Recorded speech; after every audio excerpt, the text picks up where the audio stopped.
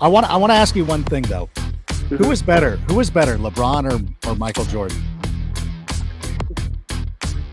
It's a trap. Don't Uh, say it. No. Why are you pausing? No. Listen. I just tried to trick you.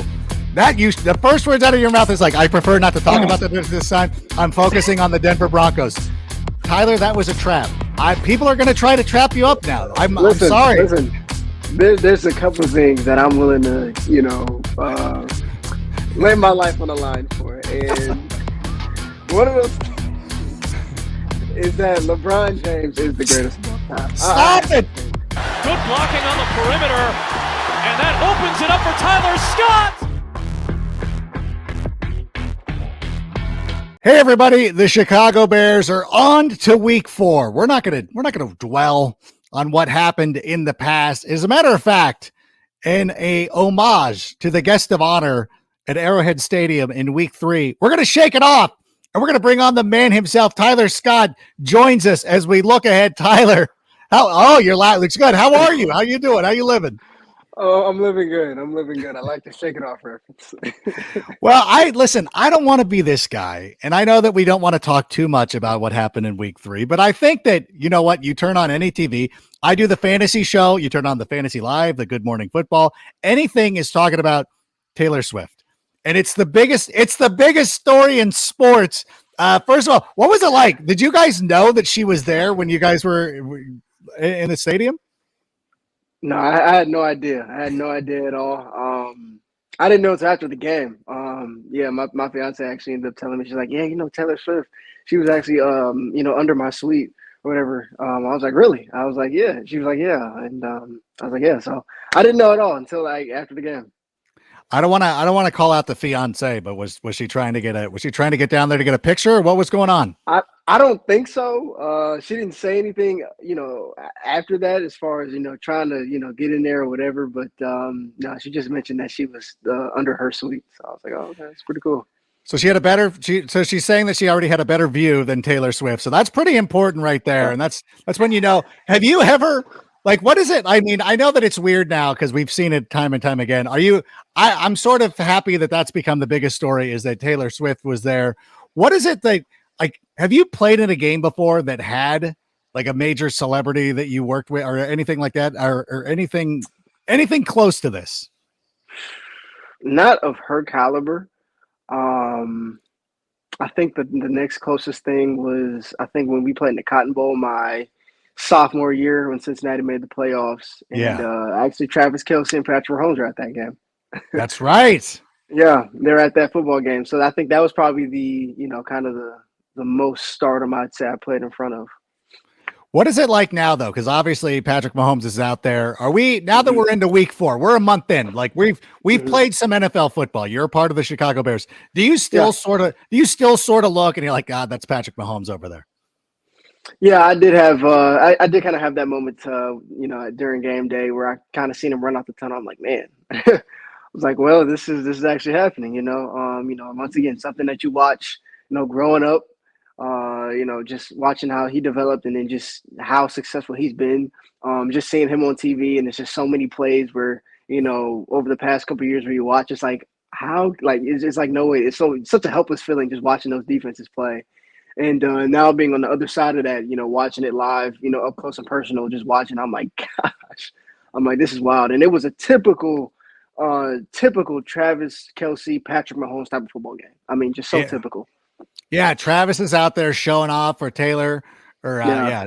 And that's not fair. Like that's not cool that she's out there. Is there like one celebrity? Like if you got to invite one celebrity down to be like, hey, we're gonna have a game. I want you to be Yeah. there. Now, I don't know for me, like I'm always like, well, this is a Cincinnati thing. I think we've talked about this. Like, I'm a big George Clooney guy. Like, I Hmm. I think that if I was ever performing or I was doing anything, like if if George Clooney walked onto the stage when we were doing Fantasy Live, I would lose it. Is there anybody like that where you're like, I can't believe this person is here watching me perform right now?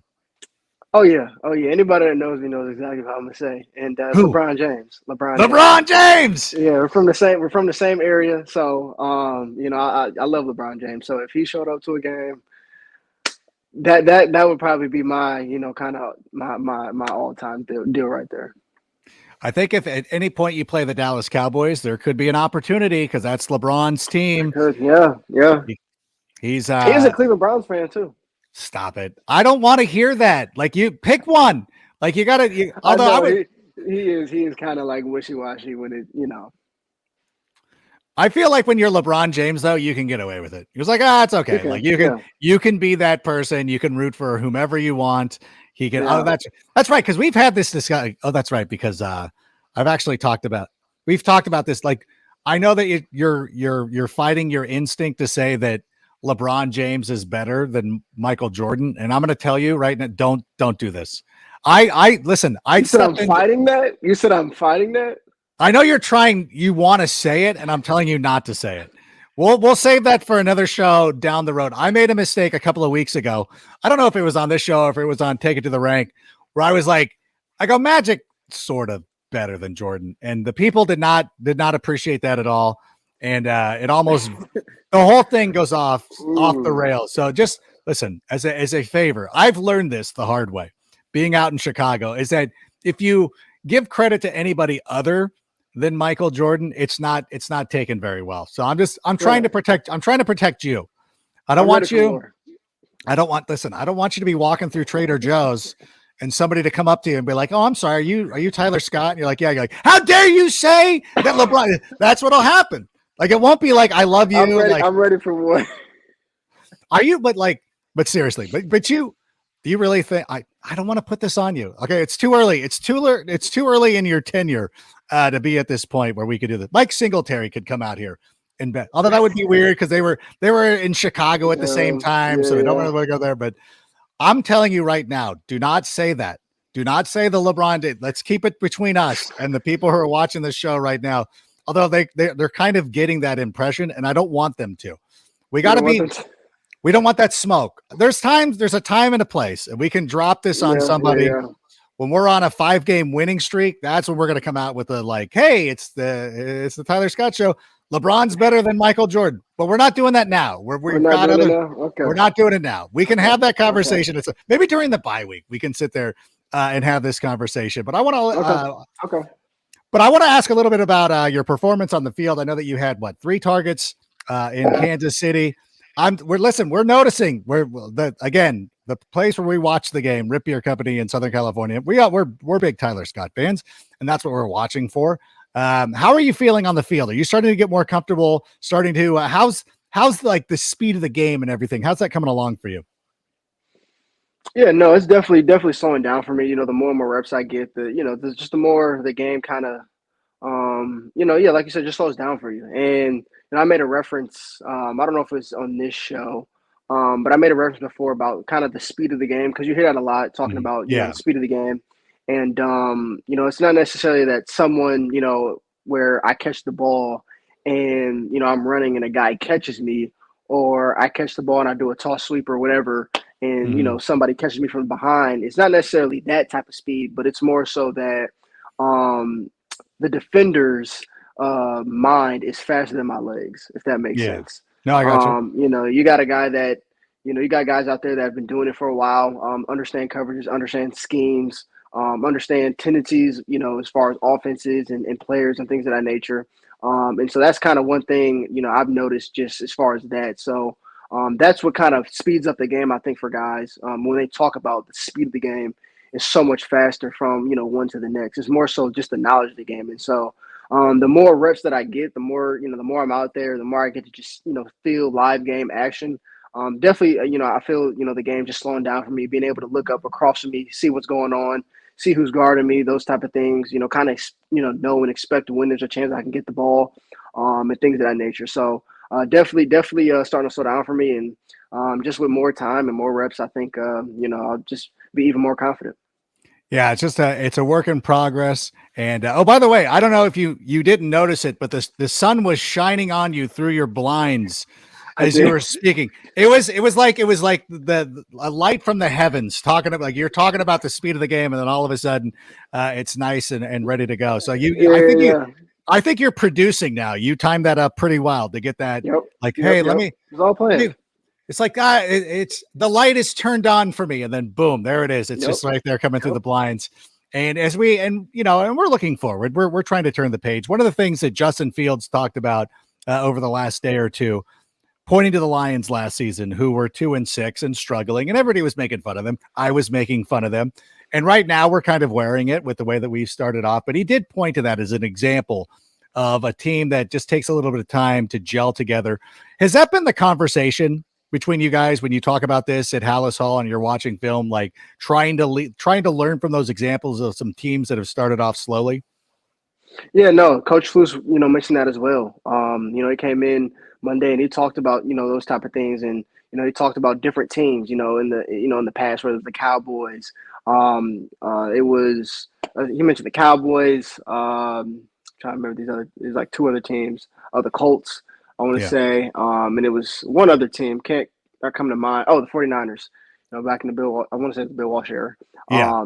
They kind of started off struggled, but as you can see, as they continue to improve, year after year, boom, they made the playoffs, or boom, they hit the Super Bowl. And they talked about those different things. With guys starting off slow, teams starting off slow, and ultimately making the playoffs or making a playoff run. So yeah, I mean, those are definitely the conversations that are going on for sure. And just continue to stay optimistic, and just having a mindset of like everything that we want is still right in front of us. I think that's also a huge mindset that we all have in the building, is that everything that we want is still right in front of us. You know what I'm saying? Like, we're not out of the playoff race. We can still, make the Las Vegas, so everything that we want is still here. We just got to go get it. Yeah. It's like, we're at that point of the movie where everything looks dire. Empire Strikes Back. Luke Skywalker has his hand cut off. Han Solo's in the carbon freeze, but still they find a way. I know someday you'll have to sit down and watch the Star Wars trilogy, and this reference will make sense to you. But like sometimes you just have to reach that point of like, you know what, everything that could have possibly gone wrong has gone wrong, and now it's time to look forward. But before we look forward, I want to let everybody know that Game Room Chicago is the place to watch games on Sunday. It is located in the historic Chicago Athletic Hotel, and it is a great place. It has billiards, shuffleboard, skee ball, pop-a-shot, and so much more. And there's plenty of space to watch your favorite games with a menu featuring Michelin-starred chef Mari Katsumura's snack foods, beer towers, and a weekend Bloody Mary bar. There are also signature cocktails. Game Room Chicago is the place to be on game day. If you are not there to watch the Bears live on Sunday defeating the Denver Broncos, be sure to watch this at Game Room Chicago. It is definitely the place to be. And talking about that Denver Broncos team, and talking about a team that's, probably not playing as well as they wanted to at the beginning of the season. They're coming off a performance where they gave up 70 points to the Miami Dolphins. How do you approach it when you're watching film? Like that's such an outlier. Like, you never think about a team giving up 70 points. When you go to watch film on the defense and everything, how do you process that? Because it is so abnormal to see something like that. Yeah, I think that's, kind of the mindset. I think, when you're looking at that game, is like, is that really them, giving up 70 points? I think, part of that is, just kind of what they've done, because you are what you put on film at the same time. But especially in the NFL, things like that don't usually happen. So you're just kind of looking at, kind of their past performance, just kind of really what are their tendencies. Yeah. You're really looking at the film, what are their tendencies? What, where are the weak spots? What did Miami do to kind of expose those weak spots that maybe the two other teams, did, but Miami seemed to just exploit it even more. So I think you're just kind of really looking at those tendencies of, kind of what they, where their weaknesses, and, kind of what did Miami do to really attack those? Is it one of those things too? Cause like there's the psychology of it where you're playing a team that just gave up 70. Are you like, oh, cool, we get to play this team that just gave up 70? Or you're like, oh my gosh, there's no or does it something that makes you scared? Like they're not going to do that again and probably going to fix it. Yeah, I mean, we're in NFL, and at the end of the day, like these guys, like, that's a pride thing. They're coming into the next game with something to prove, and, both teams 0-3, haven't won a game yet. So, they're going to be looking to throw everything on the table, all their chips on the table, in every facet of the game, offensively, defensively, and special teams. So, they're going to be coming swinging and feel like they have something to prove. So I don't think it's more of a thing where it's like, oh, okay, they just got beat, so they're going to be, feeling sorry for themselves. Like, no, this is not that. They're coming in and at least our mindset, expecting them to come in with something to prove, to show that that team that they were this past Sunday is far from what they actually are. So we're definitely coming in prepared and, ready to get their best shot. I always get that mindset though. And I know that I only coach on the youth level, but I'm always like, oh my gosh, like I look at the scores. I'm like, oh my gosh, this team just gave up 4. And instead of being inspired, I'm like, oh no, it is one of those things. But what about you guys? Like, I know that this has got to be wearing on you too, because this is not obviously the start that we expected, but how is the team handling it? What is the mood? Obviously the flight home's not fun and everything like that, but what is it like now? What's it like after film? Like, you had your day off today. How are you feeling? Like, are you chomping to get back at it? Are you more inspired than ever? How are you feeling? Yeah, I think just the word is motivated. Motivated to prove that we can win. Like I said, this organization hasn't had a win in almost a year now. So I think it's more so just motivated and hungry. And I think that's the other word, is really hungry, just to get a win. To see a win in the W in the win column. And so I think that's been the mindset. That's my mindset for sure. Just motivated, hungry. To finally be able to, celebrate, on especially we're playing at home in front of our fans. So, I know they're itching, for a win. So, we're definitely for the same. Yeah, it's one of those things like, and there's it just, I don't know. I don't want to say like it's something that you like take for granted or whatever, but it's like, it feels like a great opportunity to get right. Both teams probably feel the same way. Like, oh my gosh, like this is a great opportunity for us to get back to where we want to do. What have you been working on? Like, what is the thing? Like what's the one thing that you're focusing on? Cause I was sitting here before you came on, I've been working on my putting. Like, we all know, like we have something that we always have something we got to be working on. What about you? What have you been working on? Yeah. So I think me personally, going into each week, I just continue to learn different things, whether it's just my routine, how I prepare for, each game, each week. And I think that's just it, just my preparation, leading into each week. What can I do to fine tune, tweak, to get better, whether that's in my preparation off the field and on the field. Just all those different types of things, whether, being prepared, in case somebody goes down or my number's called, making sure that I'm prepared, and just learning from each week, listening to Justin when he's, making corrections, or talking to the other receivers when he comes off the field, and saying like, hey, this is what I'm seeing, or, this is, how I'm feeling about this, that, and the third. So, he may not be necessarily talking to me, but he's talking to me, what I'm saying? Because I may be in that position at one point. So I think just really opening my ears to the people around me, and just continuing to learn, to absorb, and just be prepared. Like, I think that's just the biggest thing I can do, which is the number one thing I can control, is just my preparation going into each week. And so I think I'm just trying to continue to just enhance that each week as I move forward. And I will tell you this right now, I'm still on board. I'm still with you.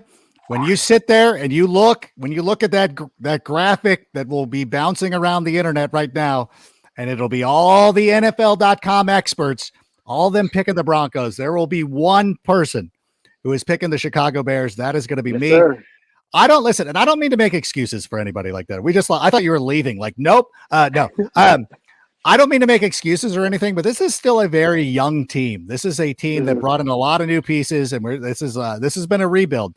This is one of those things, like not every property that you buy is a turnkey operation. And so sometimes you got to bring things down to the studs and build it back up. And I think that, it hasn't, listen, I'm not going to lie to you. It hasn't been great, but I think that good things are ahead of us. And I think this is a perfect opportunity to go back and get right and get one over and defeat the Denver Broncos. This is going to be it. This is going to be the start of something special. Are you feeling me, Tyler? Are you feeling this? Oh yes. I feel it every week. Every week I go in with the optimism that this is going to be the week. I mean, every single week. And even more so this week. We have a great chance, been on the road for the past 2 weeks. We finally get to come back home in front of the fans, and why not? Why not go ahead and get it, get this thing, rolling, and let's get in the W column. Yeah, let's get it. Once we can't get the second one until we get the first one. Let's go and knock out the Denver Broncos this week and go get that one. And before I let you go, I want to ask you one thing though. Who is better? Who is better, LeBron or Michael Jordan? It's a trap. Don't say it. No, why are you pausing? No, listen, I just tried to trick you. The first words out of your mouth is like, I prefer not to talk about this time. I'm focusing on the Denver Broncos. Tyler, that was a trap. People are going to try to trap you up now. I'm Listen, sorry. Listen, there's a couple of things that I'm willing to, lay my life on the line for. And one of those things is that LeBron James is the greatest of all time. Stop it. I have to sorry. stop you. I'm ready for more, and I'm ready for all the comments. I'm ready for it all. Come at me, but I'm ready for it. One of those things that I'm battled and I'm suited up ready for. This is like talking to one of my children where I'm like, don't do this one thing. Whatever you do, don't do this one thing. And they just don't listen to me and they go right out and do it. How about this? Devin Hester deserves to be in the Hall of Fame. Thank you. There it is. There's your talking point. He deserves to be in the Hall of Fame. He's back. Chicago loves Tyler Scott again. Yes, that is one. That is the hill to die on. That is the one. Hey, when are we gonna take one back to the house? Speaking of Devin Hester, let's do that this week if we can. Do you mind? Yeah, no, everyone's been kicking him in the back of the end zone. I don't know what it is. They're afraid of you. That's what it is. That's respect. Man. Oh, they see you out. They don't want any part of you. They've seen you. Everybody knows the secret's out already before you even got one. But listen, I want to let you go because I know we got to focus on the Denver Broncos. First of all, I appreciate you coming in here and listen to me talk about Taylor Swift because it's a big thing. Like everybody's been talking about it. Yeah, it's all over. I think that we're gonna be fine. We're gonna turn this around this week. And I want you to go out there and have a great game. You need to get a touchdown return, and then we're gonna start working on that Justin Jefferson jersey. So we got our agenda laid out for you. But, yeah. All right. Well, listen. I should have went with Travis. Yes. There you go. I love it. All right. Well, listen. This has been great. Thank you so much for stopping by. We really every week we appreciate the time. I feel like we're getting to know each other pretty well. And I really do enjoy this each and every week. So go out there, have a wonderful game against the Denver Broncos. I can't wait to talk to you next week. It's going to be a short week with the Washington Commanders. We're going to have our first win under our belt, looking for number 2. And so for Tyler, I am Adam, and I'm going to say bear down. And Sammy, go ahead and play us out. And that's a wrap. Hope you don't miss us too much until next time. Follow the Sick Podcast with Adam Rank on YouTube, Instagram, Facebook, Google Play, and Apple Podcasts.